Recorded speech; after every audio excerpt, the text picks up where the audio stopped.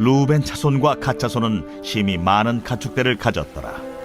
그들이 야셀 땅과 길르앗 땅을 본즉 그곳은 목축할 만한 장소인지라 갓 차손과 루벤 차손이 와서 모세와 제사장 엘르아살과 회중 지휘관들에게 말하여 이르되 아다롯과 디본과 야셀과 니므라와 헤스본과 엘르알레와 스밤과 느보와 부온 곧 여호와께서 이스라엘 회중 앞에서 쳐서 멸하신 땅은 목축할 만한 장소요 당신의 종들에게는 가축이 있나이다. 우리가 만일 당신에게 은혜를 입었으면 이 땅을 당신의 종들에게 그들의 소유로 주시고 우리에게 요단강을 건너지 않게 하소서. 모세가 갓 차손과 루벤 차손에게 이르되 너희 형제들은 싸우러 가거늘 너희는 여기 앉아 있고자 하느냐?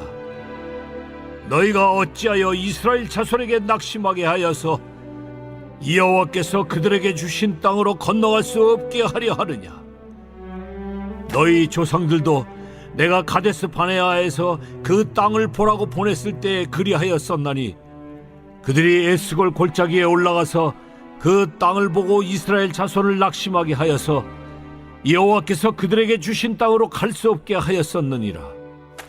그때 여호와께서 진노하사 맹세하여 이르시되 애굽에서 나온 자들이 20세 이상으로는 한 사람도 내가 아브라함과 이삭과 야곱에게 맹세한 땅을 결코 보지 못하리니 이는 그들이 나를 온전히 따르지 아니하였음이니라. 그러나 그나스 사람 여분네의 아들 갈렙과 눈의 아들 여호수아는 여호와를 온전히 따랐느니라 하시고 여호와께서 이스라엘에게 진노하사 그들에게 40년 동안 광야에 방황하게 하셨으므로 여호와의 목전에 악을 행한 그 세대가 마침내는 다 끊어졌느니라. 보라, 너희는 너희의 조상의 대를 이어 일어난 죄인의 무리로서 이스라엘을 향하신 여호와의 노를 더욱 심하게 하는도다. 너희가 만일 돌이켜 여호와를 떠나면 여호와께서 다시 이 백성을 광야에 버리시리니 그리하면 너희가 이 모든 백성을 멸망시키리라. 그들이 모세에게 가까이 나와 이르되 우리가 이곳에 우리 가축을 위하여 우리를 짓고 우리 어린아이들을 위하여 성읍을 건축하고 이 땅에 원주민이 있으므로 우리 어린아이들을 그 견고한 성읍에 거주하게 한 후에 우리는 무장하고 이스라엘 자손을 그곳으로 인도하기까지 그들의 앞에서 가고 이스라엘 자손이 각기 기업을 받기까지 우리 집으로 돌아오지 아니하겠사오며 우리는 요단 이쪽 곧 동쪽에서 기업을 받았사오니 그들과 함께 요단 저쪽에서는 기업을 받지 아니하겠나이다. 모세가 그들에게 이르되 너희가 만일 이 일을 행하여 무장하고 여호와 앞에서 가서 싸우되 너희가 다 무장하고 여호와 앞에서 요단을 건너가서 여호와께서 그의 원수를 자기 앞에서 쫓아내시고 그 땅이 여호와 앞에 복종하게 하시기까지 싸우면 여호와 앞에서나 이스라엘 앞에서나 무죄하여 돌아오겠고 이 땅은 여호와 앞에서 너희의 소유가 되리라마는 너희가 만일 그같이 아니하면 여호와께 범죄함이니 너희 죄가 반드시 너희를 찾아낼 줄 알라. 할렐루야. 오늘도 우리 예배의 주인 되신 주님의 이름을 찬양합니다. 우리 놀라우신 하나님 앞에 우리 감사와 찬양과 영광의 큰 박수 올려드리겠습니다. 오늘 예배의 주인 되신 주님, 주님의 이름을 찬양합니다. 주님 홀로 영광과 찬양을 받아 주시옵소서. 할렐루야. 우리 하나님의 은혜 가운데 우리 한 몸이를 우리 포도의 성도들 한번 아름다운 미소로 이렇게 바라보시면서요, 우리 한번 따뜻한 사랑과 격려의 박수를 보내겠습니다. 영상으로 예배하는 또 글로벌 포드 식구들에게도 사랑과 격려의 박수를 보내겠습니다. 할렐루야. 사랑하는 여러분, 성령 충만하십시오. 말씀 충만하십시오. 오늘도 이 시간 우리가 영적인 심호흡을 함께 나눴으면 좋겠는데요, 이 호흡의 선순환이 일으키는 하나님의 놀라운 은혜의 역사가 저와 여러분의 영혼육 가운데 증거로 나타나 보여지는 귀한 은혜가 있기를 축복합니다. 우리 여러분 깊이 한번 호흡을 이렇게 들이마시면서요, 이 호흡과 함께 주님의 사랑을 우리 영혼육 깊은 곳에 받아들이고 그 사랑의 힘과 능력으로 우리 인생의 모든 염려와 걱정과 근심과 두려움을 몰아내는 것이죠.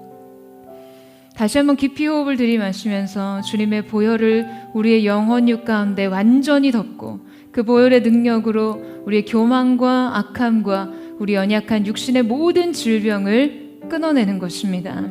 오늘 하나님께서 함께하게 하시는 이 예배를 통하여 우리가 정말 하나님의 뜻과 연합하는 영적인 큰 생장점이 열리는 귀한 은혜가 있게 되기를 주님의 이름으로 축복합니다. 우리 옆에 사람에게 이렇게 한번 축복하겠습니다. 주님의 사랑과 연합하십시오. 이렇게 한번 축복하시겠어요? 그 은혜가 있기를 축복합니다. 네, 여러분, 인디언 부족인 이로쿼이족의 성인식에 대한 이야기가 있습니다.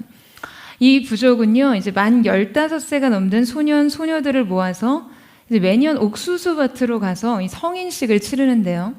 이 성인식을 치르는 아이들은요, 이렇게 바구니를 하나씩 들고 옥수수밭 맨 앞줄에 서게 됩니다.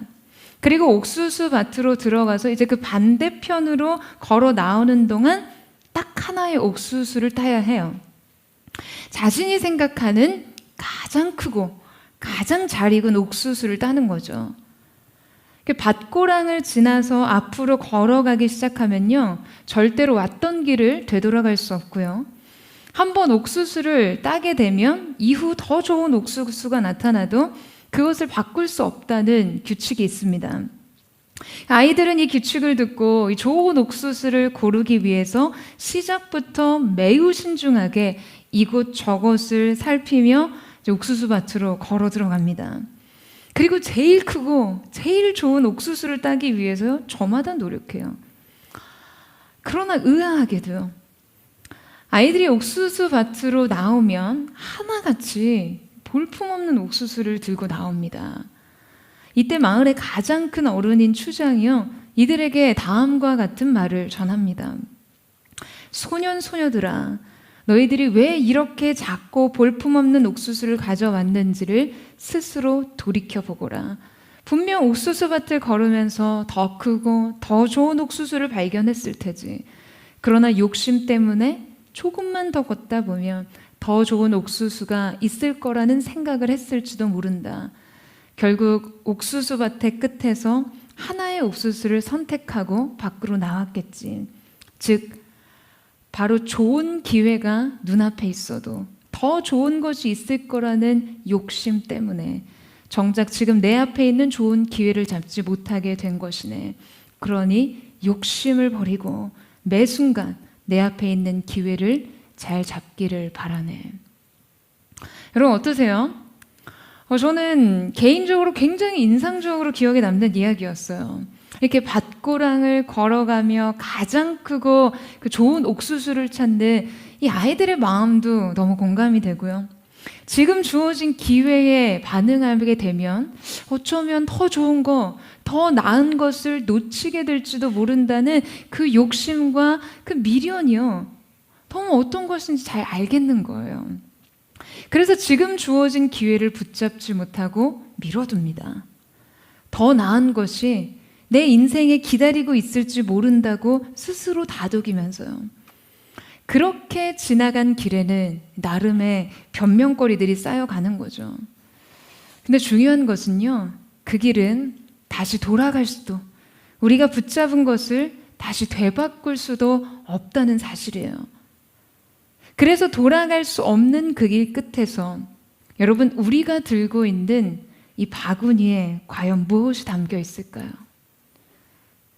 여러분, 우리가 하나님께서 주신 은혜의 기회를 붙잡지 않고 지나칠 때, 여러분, 그것은 우리 인생에 다시 오지 않을 시간이 됩니다. 세상의 한복판을 지나면서 하나님으로부터 온 것보다 훨씬 더 좋고 더 나은 것이 우리 앞에 있을지 모른다는 그 욕심과 미련으로 그 영광스러운 초대를 거절해요. 변하지 않는 영원한 가치, 가장 안전한 기회를 상실하는 것이죠. 여러분 생각해 보세요. 삶의 끝에서 우리는 누구나 주님 앞에서 우리의 삶을 결산해야 할 때요, 의아하게도요, 그렇게 열심히 주의 깊게 가장 좋은 것을 얻고자 노력하며 왔음에도 인생의 바구니에 남은 것이 없는 삶을 살게 되는 것이에요. 그때서야 깨닫고 바꿀 수 있는 것이 아니에요. 사랑하는 여러분, 더 나은 것이 있을 것이라는 헛된 욕심과 미련을 내려놓으세요. 그리고 주님께서 주신 기회를 바로 지금 붙잡으십시오. 오늘 우리가 함께 읽은 본문 속에서도 이러한 빈 바구니를 발견하게 됩니다.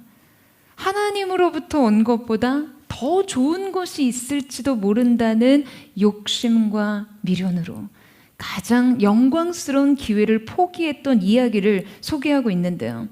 오늘 본문은 이스라엘 백성들이 요단강 동편에 도착해 있는 상황을 보여주고 있습니다. 이 아모리와 바산과 미디안을 차례로 물리친 이스라엘은요, 이제 승리의 이 여세를 몰아서 그들에게 약속된 땅을 취하는 일만 남았어요. 그러니까 하나님께서 주신 은혜의 기회 앞에 서 있었습니다.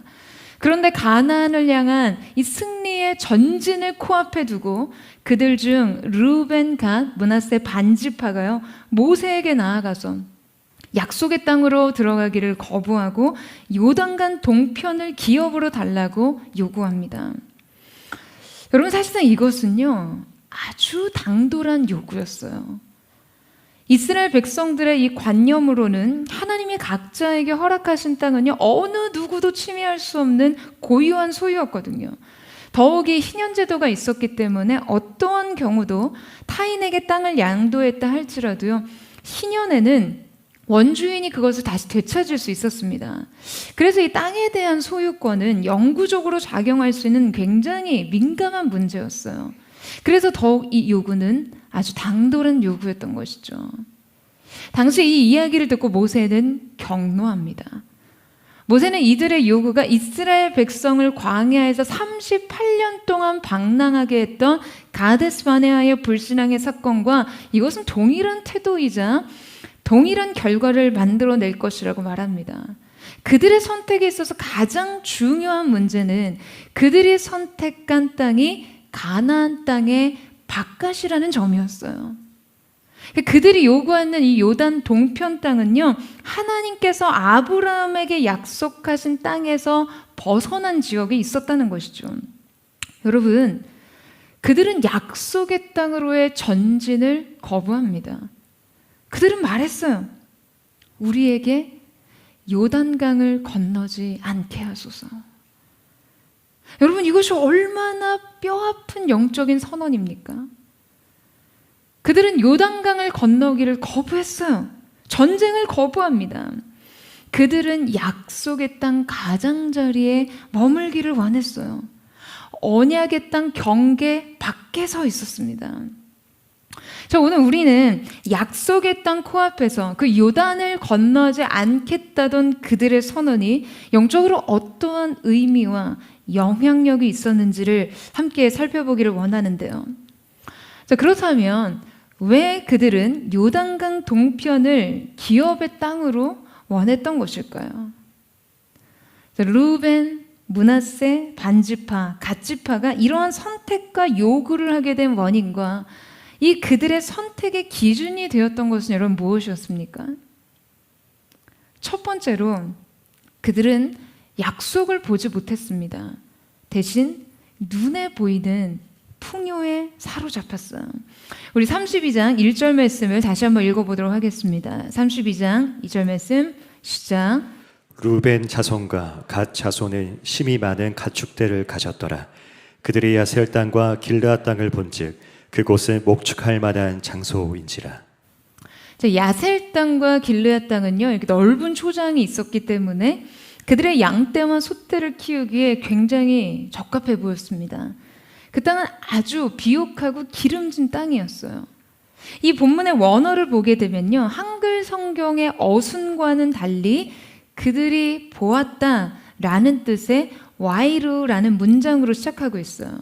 이것은요, 그냥 우연히 발견하거나 무의식적으로 보았다라는 의미가 아니라 매우 적극적인 주목을 의미합니다. 하나님께서 주신 그 약속에 대한 정복 전쟁이 시작되지도 않은 시점에서 지금 이들이 이 땅의 풍요로움에 도취되어서 그곳을 주목하고 있었다는 거죠. 그 땅의 조건들을 바라볼 때 이들의 필요와 욕심이 여러분 그것들에 연결되었습니다. 여러분 그들은요, 그들의 마음이 지금 딴 데 가 있었어요. 원어 성경을 보게 되면 문장의 형식을 깨고 많은 가축이라는 표현이 굉장히 강조되어 등장하거든요. 왜냐하면 요단 동편 땅에 대한 분배를 다루는 본장에서 지금 이 많은 가축이라는 것이 상당히 중요한 의미를 가지고 있기 때문입니다. 그런데 여러분, 세 지파의 많은 가축들은 여러분 어디서 났을까요? 그들이 이전에 애굽에서 노예로 살면서 굉장히 이렇게 부유했겠습니까? 아니죠. 이것들은요, 지금 모두 정복 전쟁에서 가나안 주변국들에게 탈취한 전쟁의 전리품이었어요. 그것들이 결국 그들의 소유가 됐습니다. 그런데 그들은 은혜로부터 온 것을 욕심으로 취하여 지금 이 축복의 본질을 완전히 변질시켰어요. 여러분, 그들에게는 많은 가축이 있었기 때문에 좋은 목초지가 필요했습니다. 그리고 이 야셀과 길르의 땅은요, 훌륭한 목초지와 곡창지대로 유명했고요. 광야에서 이동하면서 많은 가축들을 돌보기가 굉장히 힘들었는데 이들이 푸른 초원을 보니까 눈이 뒤집힌 거예요. 가축들이 풀을 뜯고 막 맑은 물을 마시는 걸 보면서 그걸 좋아하는 거를 보니 지금 요단을 건너기가 싫어진 것이죠. 여러분, 우리도 이와 같이요, 우리의 긴밀한 필요와 연관된 결정적인 유혹에 직면할 때가 있습니다. 그들은 자기 지파의 특수성을 정확하게 이해하고 있었어요. 계산이 굉장히 빨랐어요. 그들에게 많은 가축대가 있었기 때문에 당장 그들을 먹이기에 충분한 목초지가 있었던 그 땅을 지금 요구하는 것이 굉장히 합리적이고 이치에도 맞고 자신들의 조건에도 잘 맞아 보였습니다. 하나님의 축복과 은혜를 통해 지금 그들의 삶에 흘러 들어왔던 것들로 그들은 욕심에 빠졌어요. 결국 그들은 자기 필요에 굴복해요. 그들은 생각합니다. 가나안 땅에 들어가더라도 이만한 땅이 있을까? 그들은 미래의 번영을 보장받고 싶었어요. 여러분, 이 보장이라는 것은요, 지금 당장에 무언가를 확신하고 확증하고 싶은 것이거든요. 그래서 그들은 급기야 이 모세에게 나아가서 이 요단 동편 땅을 기업으로 달라고 요구하고 있습니다.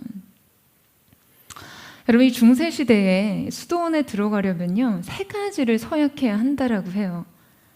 가난, 순결, 순종. 여러분, 이 서약의 의미는 무엇입니까? 영적인 것을 얻기 위해서 육적인 것을 버리지 않으면 안 된다는 거예요. 그러니까 이 둘은 함께 갈 수 없기 때문에 과감하게 하나를 비워야 해요. 물질을 버려야 하고 욕망을 비워야 하고 자아를 내려놓아야만 합니다. 그렇게 했는데도 이제 육적인 것을 놓을 수 없을 때 여러분, 수도사들이 어떻게 했을까요? 그들은 순례를 떠났습니다. 광야로 나아갔어요. 이 순례의 이유를 이렇게 표현했더라고요. 자신의 많음에서 해방되라. 여러분, 우리는요, 많음으로부터 해방되어야만 합니다. 우리를 가득 채우고 있는 것들로부터 해방되어야 해요. 여러분, 광야란 자신을 비우는 곳입니다. 광야란 너무나 황막한 곳이죠. 이렇게 주위를 둘러봐도 아무것도 보이지 않는 곳이 광야입니다. 그런데 그래서 그들에게 광야가 필요했어요. 동서남북 사방을 둘러봐도 아무것도 보이지 않을 때 하늘에 계신 하나님 한 분만으로 모든 것이 채워지는 것을 경험하기 위해서요. 여러분, 이 훈련은요, 오직 광야에서만 할 수 있는 것이었으니까요. 그러나 그들은 결국 가축의 많음으로 인해 이 시선을 놓칩니다. 여러분, 사실 가축이 뭐가 그렇게 중요합니까? 아니, 가축 때문에 요단강을 건너지 못한다는 것이 여러분 말이 됩니까? 여러분, 이곳이 인생의 진정한 소탐대실이죠. 가축을 지키기 위해서 약속의 땅을 포기한다니요. 결국 그들은 자신의 필요와 연결된 이 욕심에 무너져서 엉뚱한 곳을 기업으로 요청합니다. 그러나 여러분, 그들의 선택에 있어서 가장 치명적인 결함이 뭔지 아세요? 그것은요, 그들이 선택한 땅이 약속의 땅 경계 밖이라는 점이에요. 그곳이 조건적으로는 풍요로운 땅이었음에도 불구하고 이스라엘에게는 허락되지 않은 약속의 땅 바깥이라는 점입니다.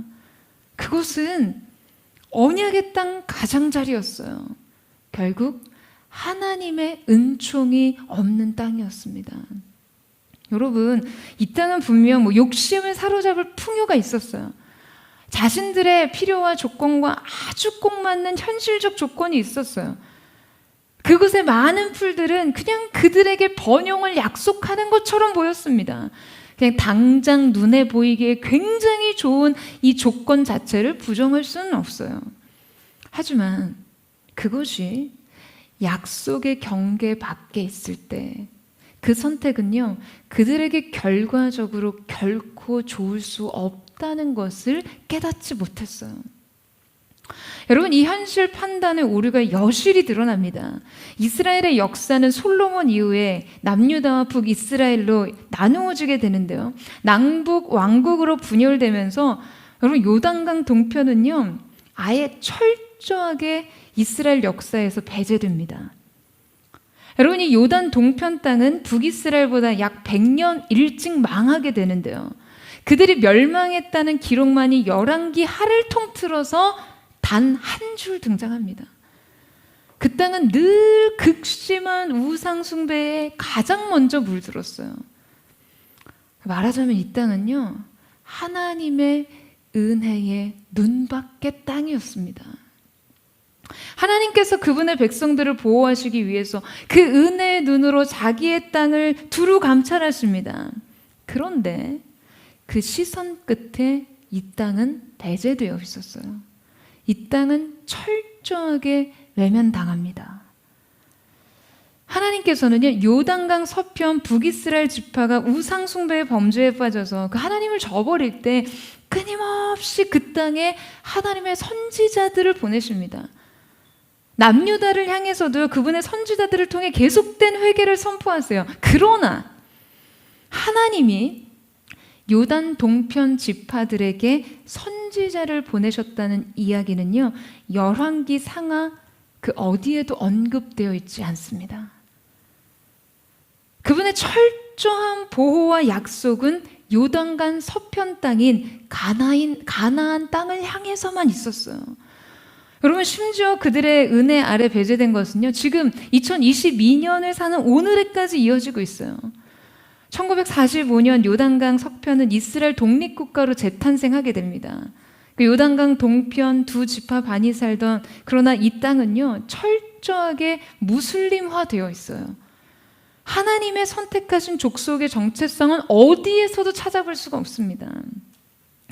사랑하는 여러분, 우리는 은혜 없이 살 수 없어요. 여러분, 아멘이세요? 우리의 내일은 하나님의 약속 없이는 보장될 수 없습니다. 여러분, 이것이 바로 우리가 약속의 경계선 안에 거해야 하는 이유입니다. 지금 당장 여러분의 인생의 필요를 만족시키고 미래의 번영을 약속하는 듯 보이는 여러분 풍요로운 조건이 있다 해도 이것이 우리의 내일을 보장할 수 없다는 것이에요. 경영학의 아버지라고 불리는 피터 드러커는 이렇게 말했습니다. 우리는 10분 후와 10년 후를 동시에 생각해야 한다. 여러분, 참 맞는 말이죠. 그런데 이게 생각보다 어려워요. 왜냐하면 우리는 당장의 일에 현혹되어 사로잡히면요, 이 10년 후를 내다보는 안목을 빼앗기기 때문이에요. 우리가 지금 당장 눈에 보이는 것에 그냥 완전히 설득되면 10년 후를 생각하려고 해도 이 판단이 잘 작동하지 않습니다. 자, 그렇기 때문에 여러분, 어떻게 해야 합니까? 여러분, 그럼 어떻게 해야 될까요? 약속을 붙들어야만 합니다. 왜요? 그곳엔 하나님의 은혜의 눈이 있으니까요. 그곳엔 신실한 하나님의 통치와 보호와 안위하심이 작동하고 있으니까요. 사랑하는 여러분, 약속의 경계 안에 거하십시오. 주님의 시선과 마음이 머무는 곳에 서십시오. 그 경계 안의 삶, 그 중심에 여러분의 삶이 안전하게 거하는, 안연히 거하는 은혜가 있게 되기를 주님의 이름으로 축원합니다. 두 번째로, 그들은 요단강 동편 땅을 선택하게 된 원인은 무엇인가? 그들은 사명을 보지 못했습니다. 대신 인생의 필요를 보았어요. 여러분, 지금 그들은 무엇을 앞두고 있었습니까? 바로 정복 전쟁을 앞두고 있었어요. 그들이 전쟁하는 이유는 무엇이었을까요?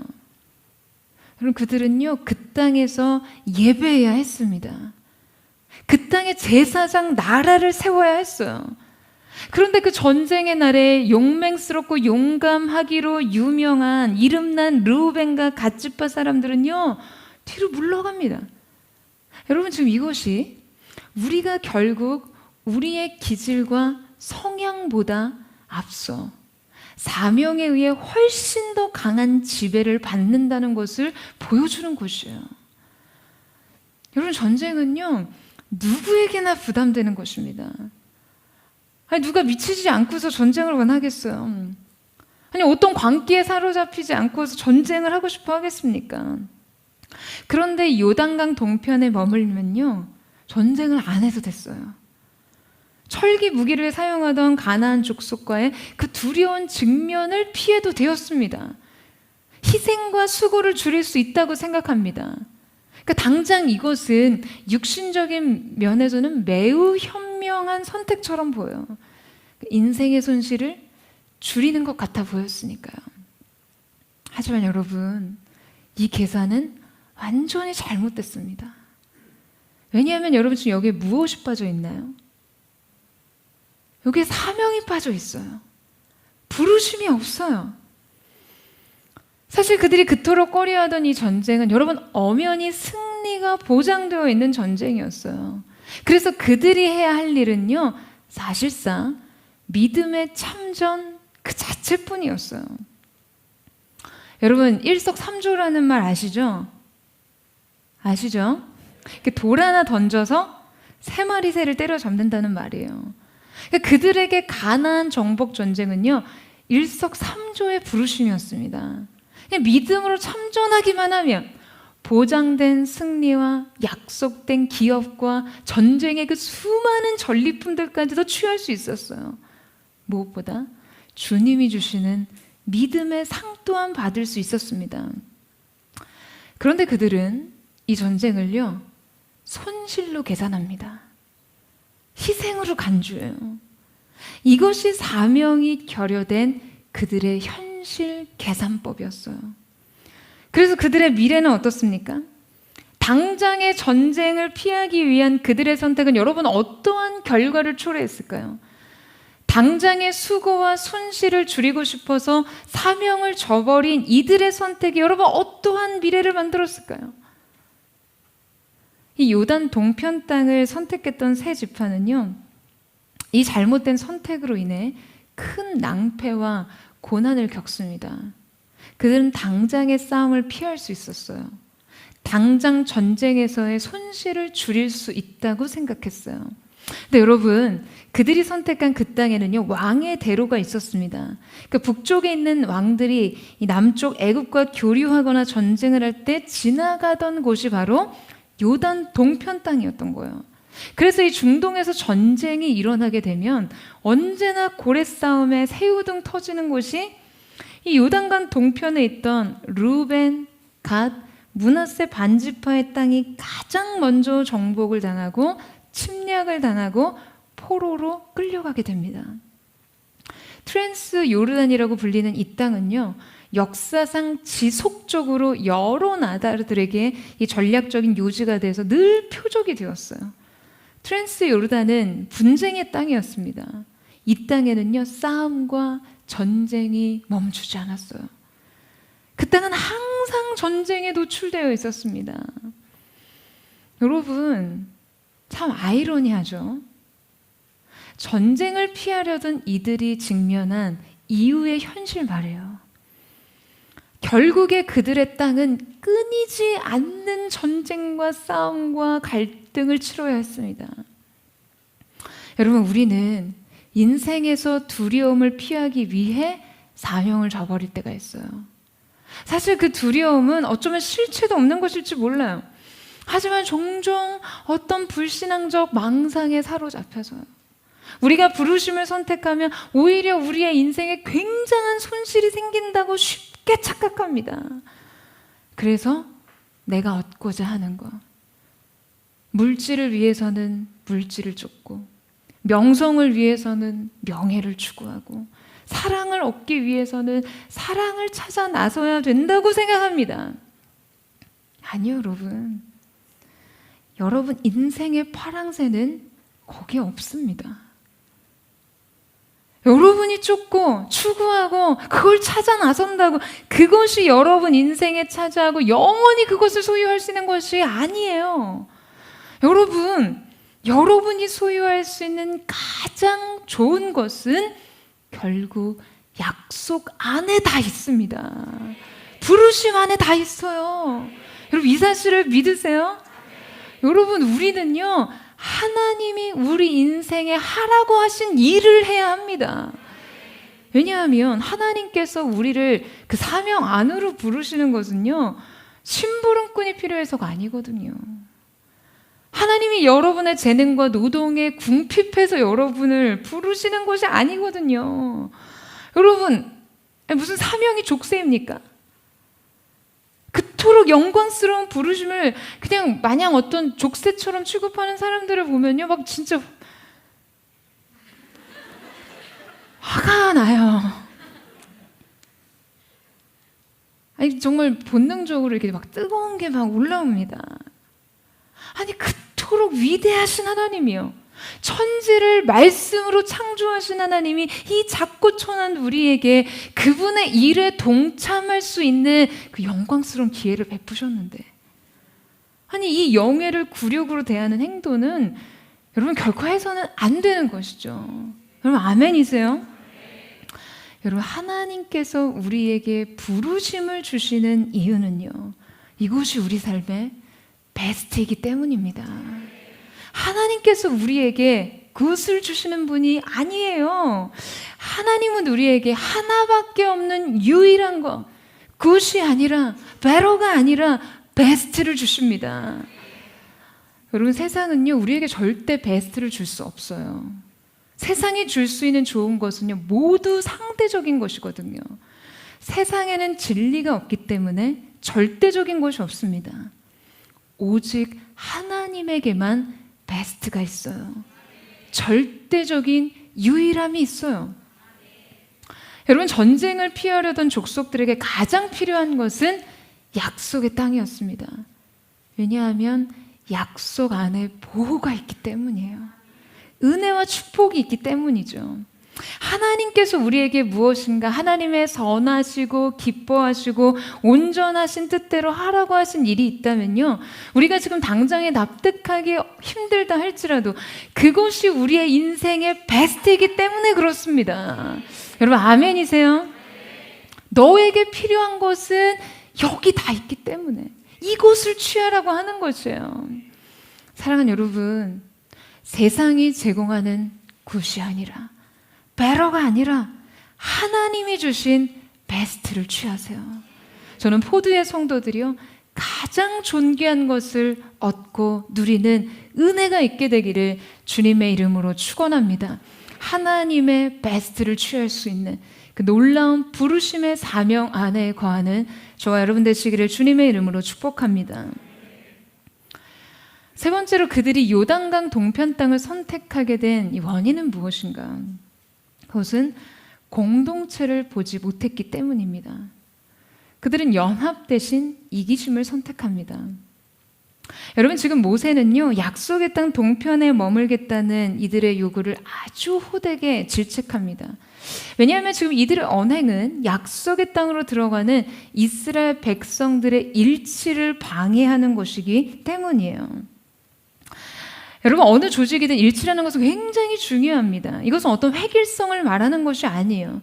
이 일치는 아주 근본적인 연합을 의미하는 것인데요. 우리 교회의 연합도 다양성 아래서 온전히 하나된 뜻과 중심의 마음을 합하여 큰 영적인 조화를 이루는 것입니다.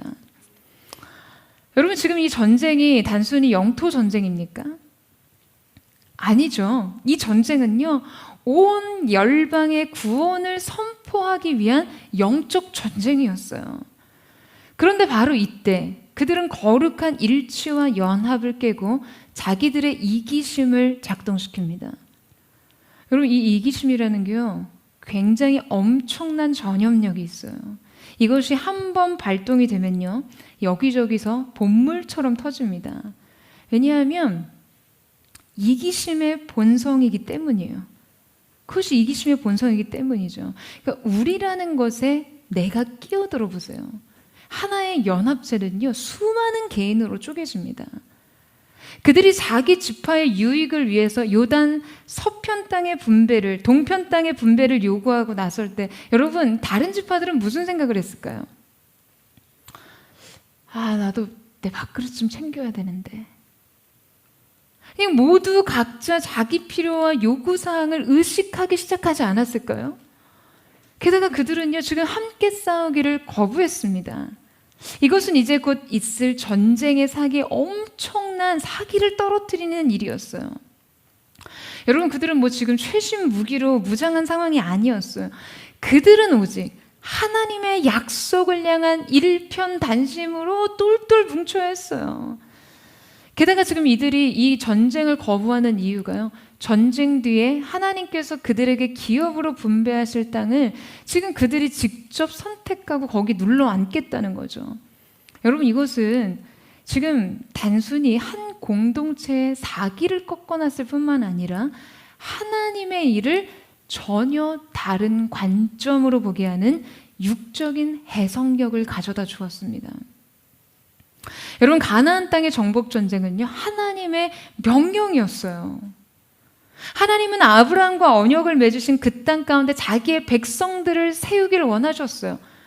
열방을 향한 제사장 나라로서 그 땅에는 하나님의 목적과 부르심이 있었습니다. 하지만 그들은요, 순종의 문제를 선택의 문제로 접근하도록 만들었어요. 여러분, 이 어린이집이나 유치원에 가면요, 아이들에게 간식이나 물건이나 선물을 나눠줄 때 아주 흔히 벌어지는 일들이 있습니다. 아이들은 10중 8구 선택 때문에 싸워요. 그 중에 가장 흔한 쟁점이 되는 것은 색깔 싸움입니다. PNG 교사들 절대 애들한테 이렇게 무슨 색 가질래? 이런 거 물어보시면 절대 안 돼요. 선생님들이 자, 애들아, 너 뭐 가질래? 하는 순간 싸움이 시작됩니다.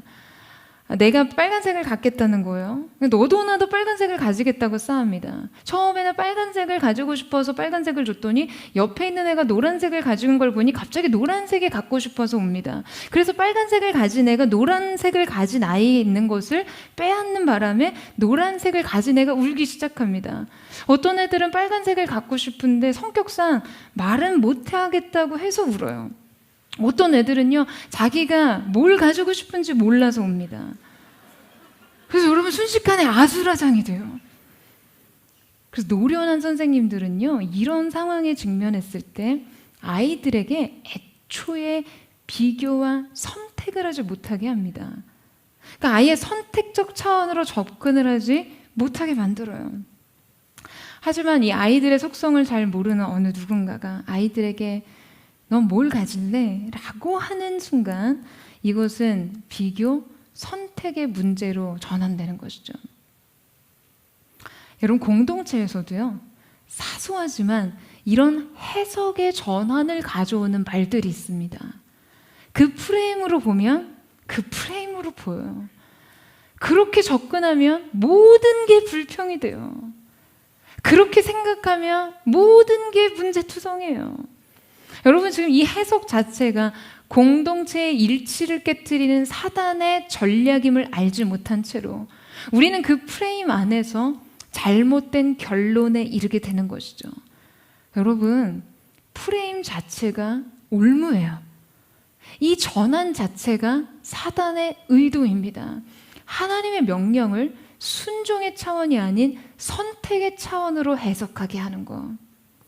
여러분, 그런데 바로 이때 모세의 지도력이 드러납니다. 우리 6절에서 8절 말씀을 같이 한번 읽어보도록 하겠습니다. 시작.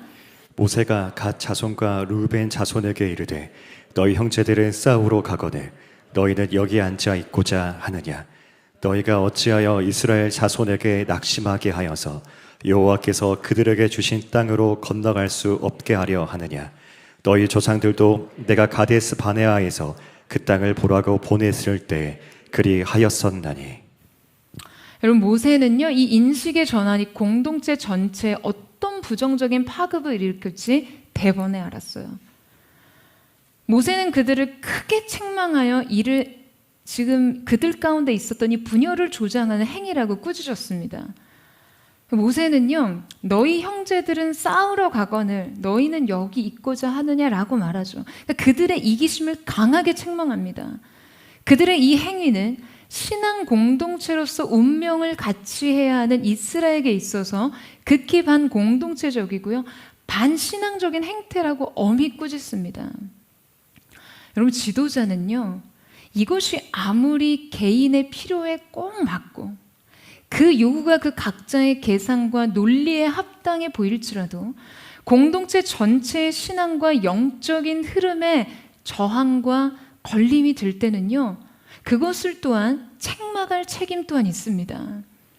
왜냐하면 이것은 작은 저항이지만 이 작은 저항으로 인해 전체를 몰락시킬 위험성이 있기 때문에 그래요. 모세는 지난날 40년 전에 12명의 정탐꾼의 실수를 상기시킵니다. 약속의 땅에 대한 고작 지금 10명의 악평이요, 한 민족 전체를 망하게 했어요.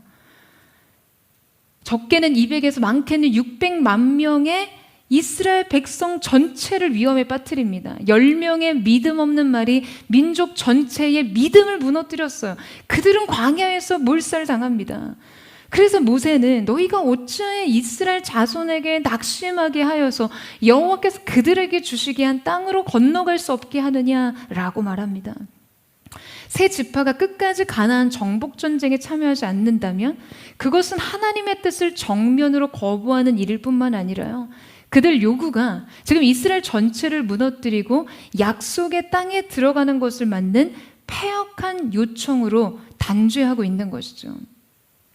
여러분, 하나님이 모세에게 주신 지도력에는요, 각자의 대한 책임이 부여됩니다. 모세는 리더로서의 책임이 있고요, 백성에게는 팔로워로서의 책임이 있어요. 그러니까 모세가 지도자로서의 책임을 방임하고 혹은 하나님보다 앞설 때 하나님께서는 그를 강하게 책망하십니다.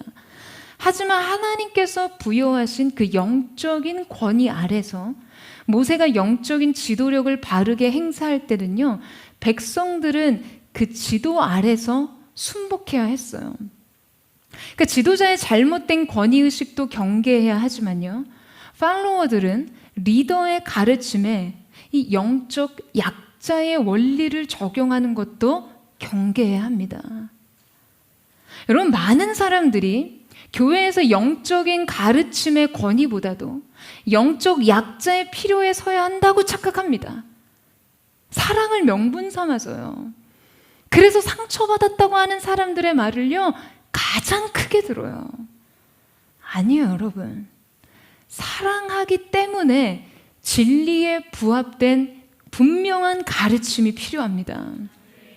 바르게 사랑하기 위해서요, 말씀의 경계 아래서 교훈과 책망과 바르게 함과 의로 교육하는 것이 때로 필요한 것이죠.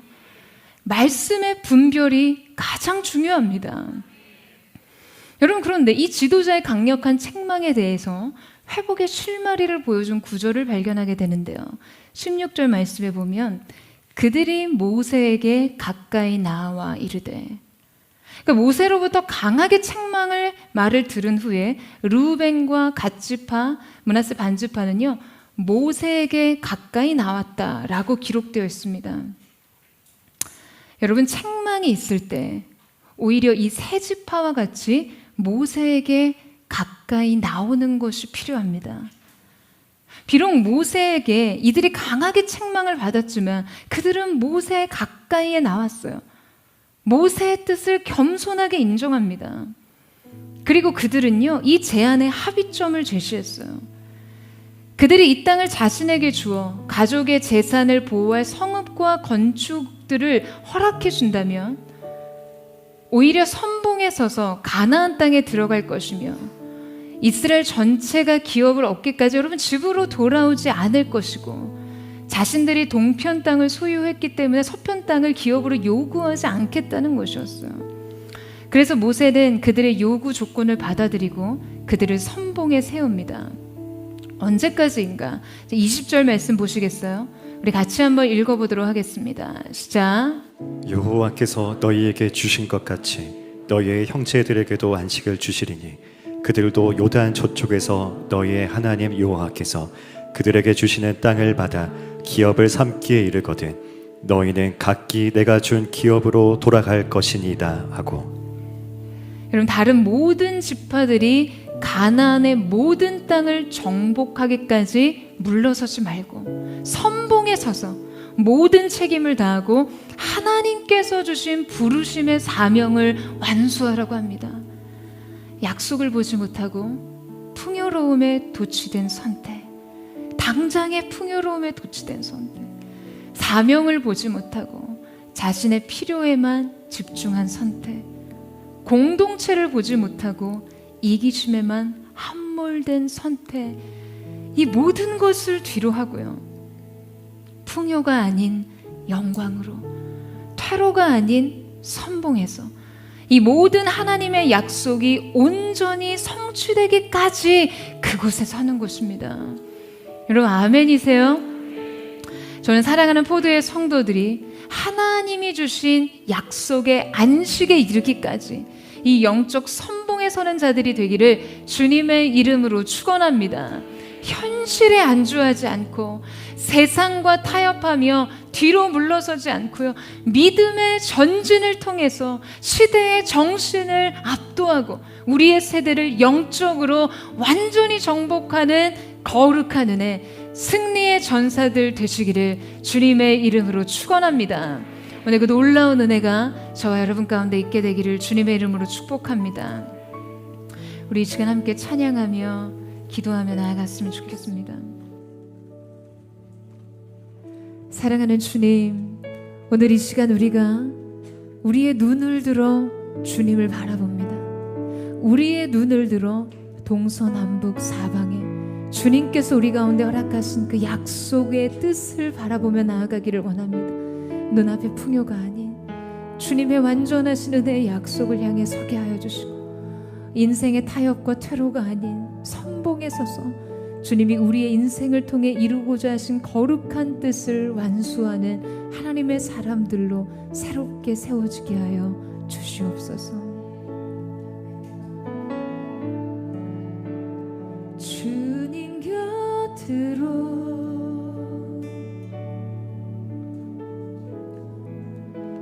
날 이끄소서.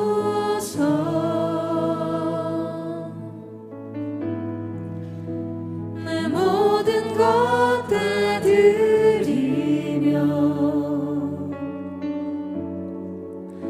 주 음성 듣기 원하네.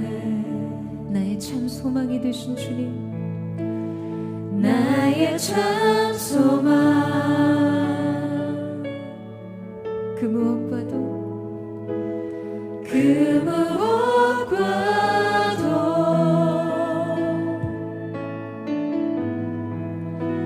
바꿀 수 없는 주 사랑,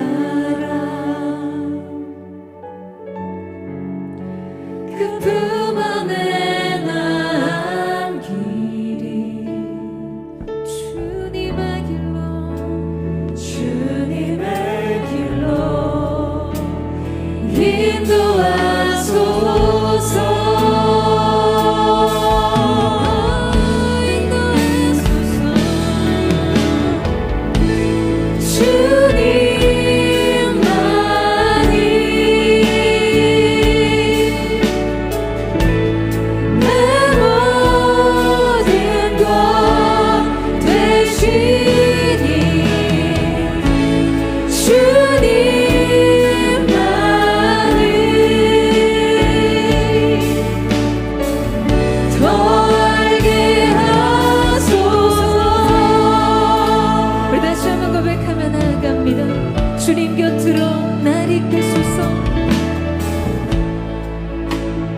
주님 곁으로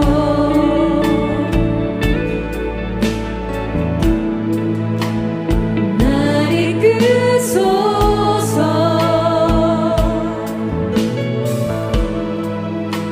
내 모든 것 다 드리며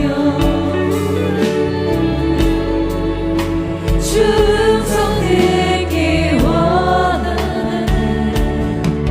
나의 장소가 나의 장소만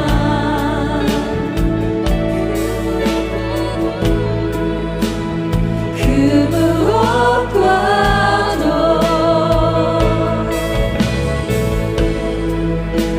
바꿀 수 없는 주 사랑 그 품 안에 나란히 주님의 길로 인도하소서.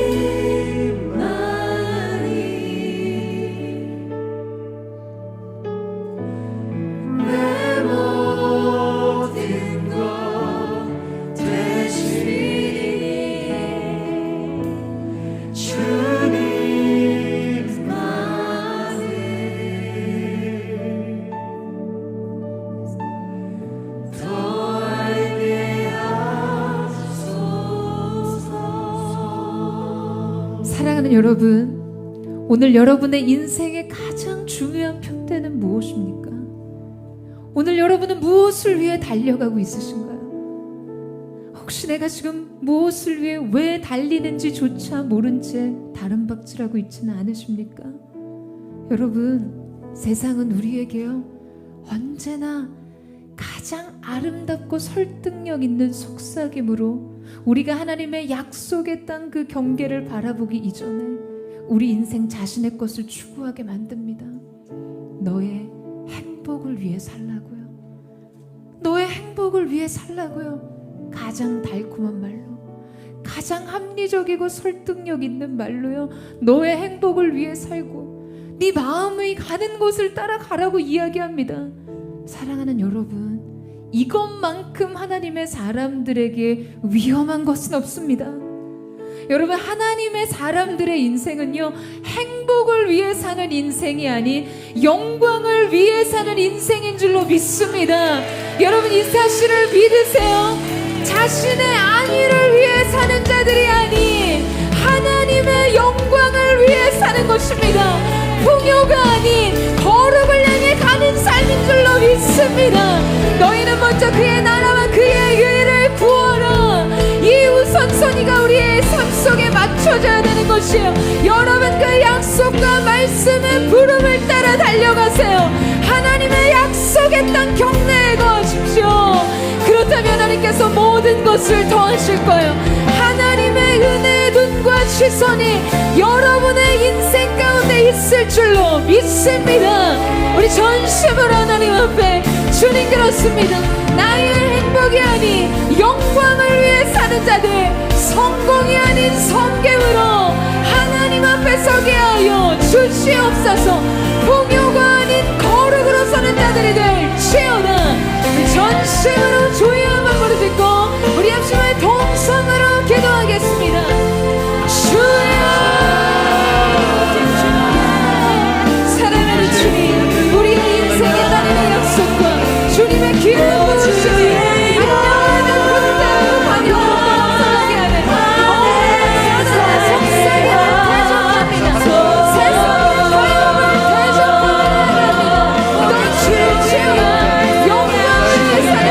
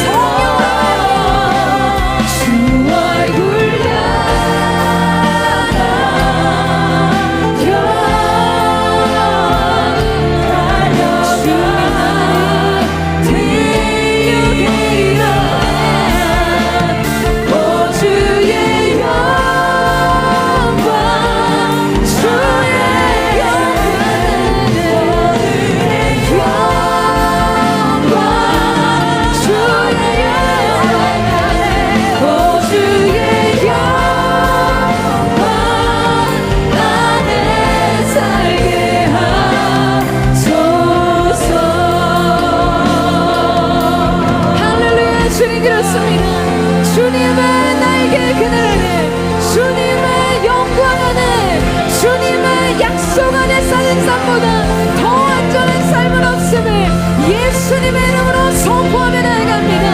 하나님의 사람들은 영광 안에 거할지어다. 약속 안에 거할지어다. 할렐루야. 할렐루야. 아멘.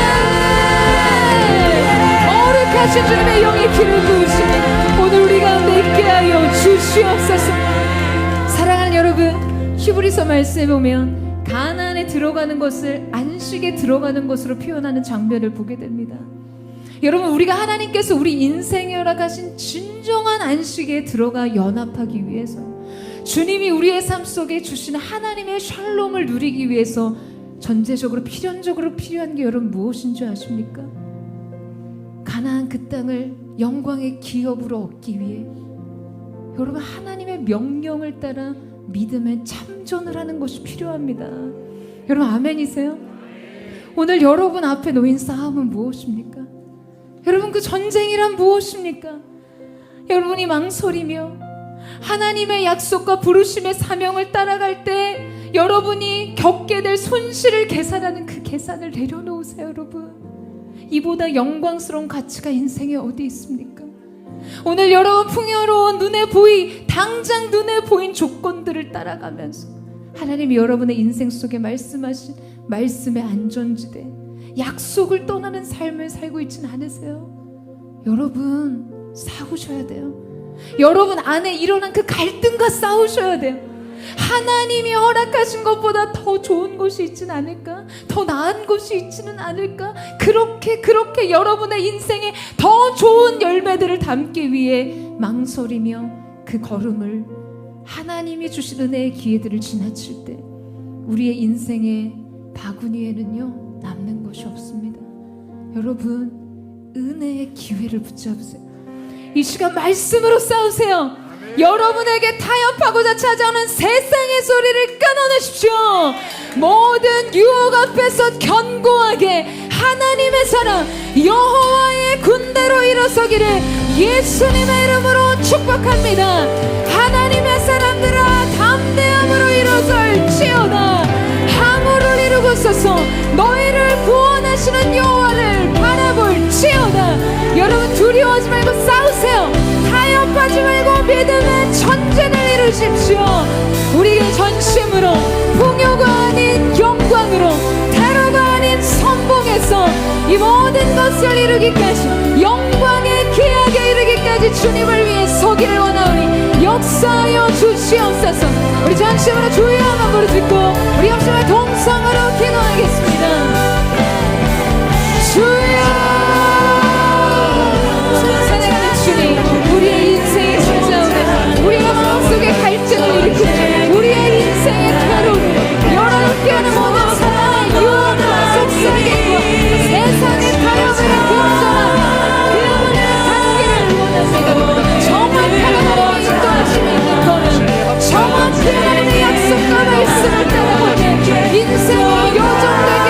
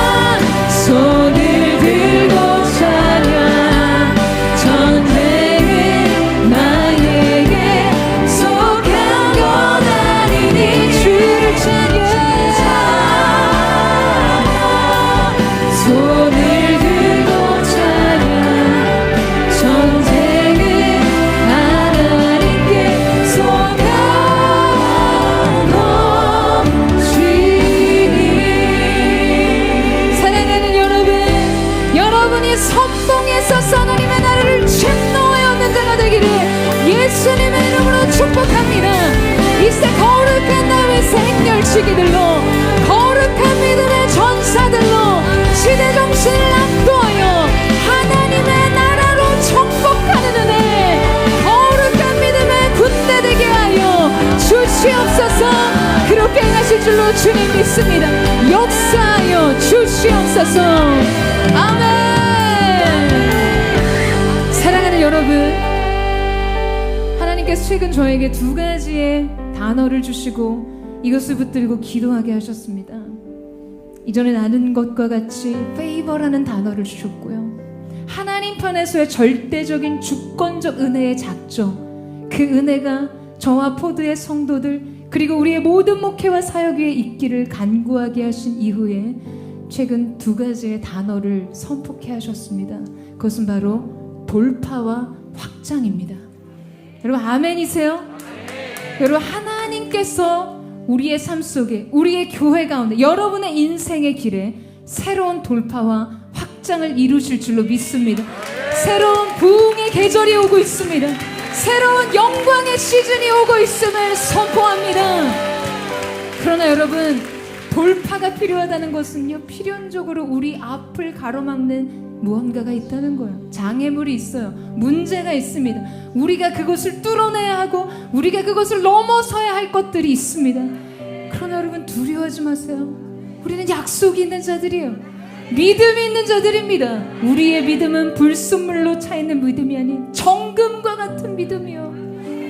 여러분, 마이클 홀트는 시험이 없는 믿음은 하나님께서 주신 약속을 품고 몸부림치게 하지 않는다라고 했어요.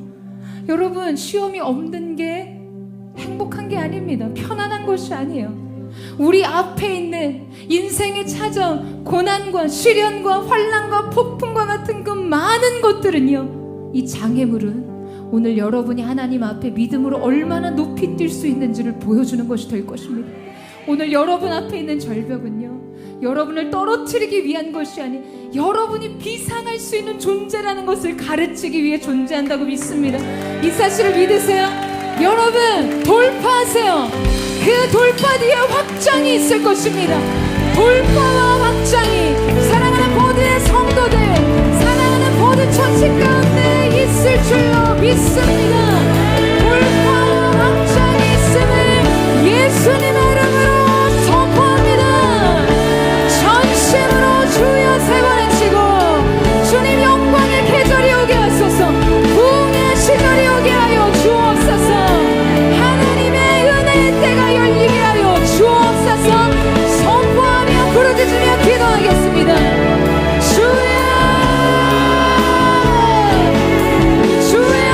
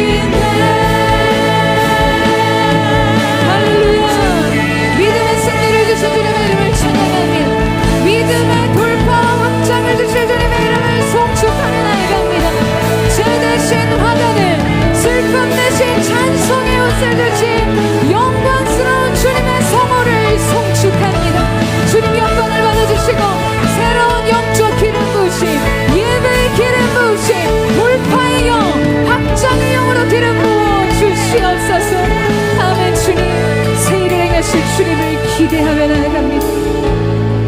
여러분, 우리는 연약해서 자주 넘어지고 실패하고 실수하지만 우리가 약속의 땅 안에 있으면요, 하나님이 때로 선지자도 보내시고 주님의 은혜와 축복이 이른 비와 늦은 비로 우리의 인생을 때를 따라 도우시는 은혜의 현장 속에 설 수 있습니다.